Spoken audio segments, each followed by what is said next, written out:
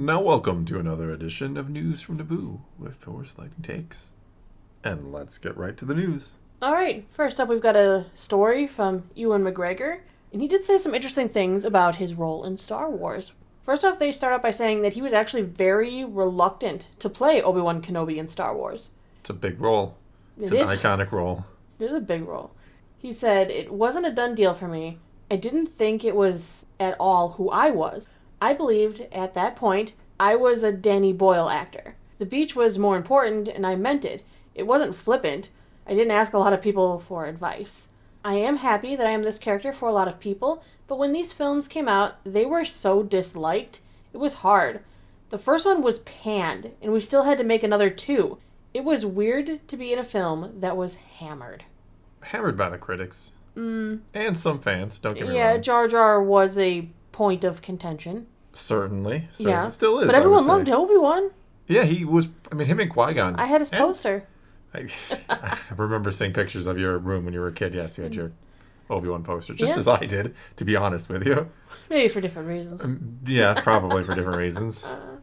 But, no, a lot of the performances in there are great. It's just Jar Jar is something that a lot of people did not like. And I think overall it wasn't what people were expecting. A lot of fans were expecting. Well, it's hard to see, here's your first ever look at the Darth Vader, and he's a little kid pod race, you know? Yeah. You think a character like that may have come around a little darker even from the beginning, and he wasn't. Well, yeah, Lucas is trying to make the point that I guess anybody can become Darth Vader, in a sense. We all have potential for really bad things within us. I think it's kind of one of the messages he's trying to send there with kind of the lovable, adorable little Anakin who is altruistic, essentially. But weirdly enough, Ewan does say that he did enjoy making Obi-Wan Kenobi. He said, "I would love to do the second season, but there's no talk of it yet. There's a lot going on at Disney." Well, if you do a second season, let's do better than the first. You could do a second season and maybe just his training with Qui-Gon, maybe keep him on Tatooine. I know, the other shows were all like, "Get off Tatooine, no sand plants." With Kenobi, please stay on the sand planet. We've talked about before how they got Boba Fett and Kenobi backwards. Boba Fett stays on Tatooine the majority of the time, and Kenobi's we got to know what happened to Reva. Yeah, did she stay on Tatooine too? She wandered out into the desert and became a Tusken. And she took over the Tuskens, and she's actually the warrior in the Book of Boba Fett show. Wow. I'm pretty sure the warrior is a female Tusken, the one that kind of... Yes. That could be Reva. Wow, we figured it all out. It's not the first time a Jedi would have gone Tusken, so... maybe she's the one who also taught them sign language and stuff so they could communicate? There we go. I think we found out what happened to Reva. I actually don't mind this in a weird sort of way. I'm liking this.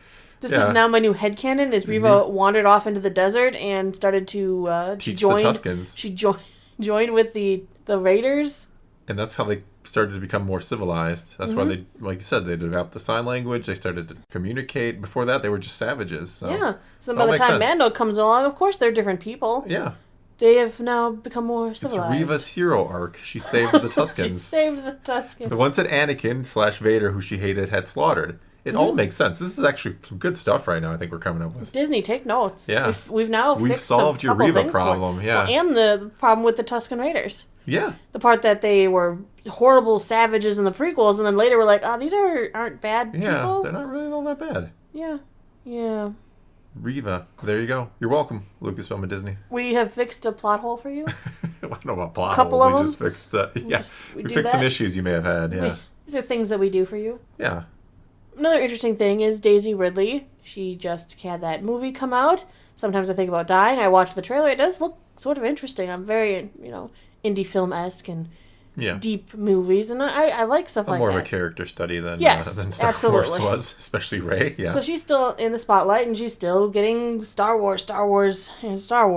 She did say that the divisive response to Star Wars The Rise of Skywalker is still upsetting, because you don't want people to feel like you've not served the thing they're a fan of. That's another good answer out of her. She's got the good answers. She's certainly saying all the right things, as we've been discussing lately. But she's right, 100%. Well, yeah, I don't think anybody would want to... If I make something, to honor something that I like or something, I don't want people to come out and go, "Oh my God, it's horrible. It was the worst thing I've ever seen in a relationship." This ruins parts of the movies and the franchise. And that eats at her. I mean, I heard she even had like some like stomach issue and everything because of what had happened. And it's not her fault. We've discussed this before. Like it's not Daisy. She did not write it. She is paid to act in it, not to give her. I'm sure she can give opinions and suggestions for sure. But this isn't her say. Like, she just played the character. She did what she was paid to do, and of course she wants people to love the performance and absolutely love what she added to Star Wars, I would hope. Mm-hmm. So yeah, it's very unfortunate with a lot of the actors, a lot of the people who are attached to the sequels that just wanted... I mean, John Boyega is probably the best example. Huge Star Wars fan going into it, probably got the worst character in a lot of ways. Kind of sidetracked in the second movie, didn't know what to do with him in the third, had other problems with the Chinese poster and all these things, and the guy just wanted to make a good Star Wars movie, and probably that would be loved by the fans. Something that he would feel proud of, and that he would be representing Star Wars, and instead it's come out as the worst thing to happen to Star Wars. A lot of people would say that, yes. Mm-hmm. In other news, on the collecting front, LEGO is celebrating their 25-year collaboration with Star Wars. Back in 1999 in October is when they began their partnership. I can't believe it's been that long. No, that seems impossible. Yeah, so to celebrate, on March 1st, they're releasing 5 new sets. First one being a new model of the Millennium Falcon. It's a nice one of those like adult-type collector boxes where it's got the display and no minifigs. But it's going to be nice and cheap. Well, it's under $100. Really? Yes. That's not that bad for LEGO. I do like that it comes with like the 25th anniversary little placard set with it. So that's nice. I actually really like those like little placards that tell you what the ships are. Your land speeder right there has a I love my land speeder.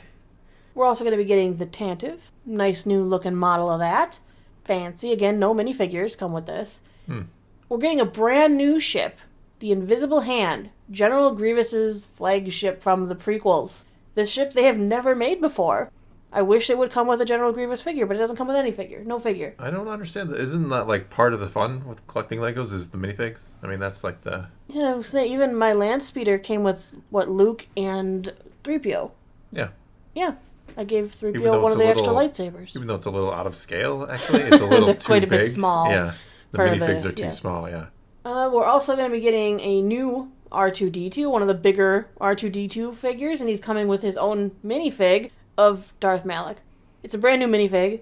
They've never made it before, and it's definitely going to get those people who collect the minifigs to buy the new R2 just to get the Malak. That's shady.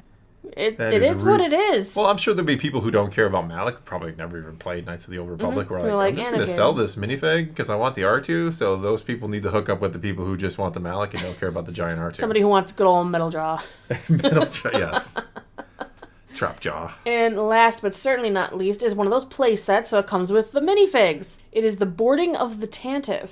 And so it's going to come with Vader, you got some Stormtroopers, you got some Rebel Troopers, it's got some like flick open door action and stuff. You can set up your own little scene of the boarding situation. It also comes with an exclusive figure that comes with its own little separate stand like the R2 one did. ARC Trooper 5s. Huh. I may be mistaken here. But I don't think Fives was there. In fact, I think he was long since dead at that point. ARC Trooper 5s was there either. No. Just like Darth Malak didn't hang around with R2. Why would you do that? Because I'm sure Fives is a figure a lot of, especially if you're Clone Wars Lego collector, you would love to have Fives. Yep. And now you get to have Fives in a Boarding of the Tantive set. I don't understand this. I don't know. It seems sketchy. I don't know. But the head of the LEGO group, we talked about their partnership, talked about celebratory products. There'll be more throughout the year. He said it's been a dream collaboration with Lucasfilm and a testament to the endless potential of LEGO building. We're excited to kick off our 25th anniversary celebration with the introduction of the new Starship Collection, builds inspired by iconic vehicles that are perfect for display. We are also welcoming a special 25th anniversary edition of everyone's beloved droid R2-D2 as we celebrate our first 25 years. The Force will be strong all year long. Yeah, cool. Mm-hmm. But for now, that's going to be all we got for you this time.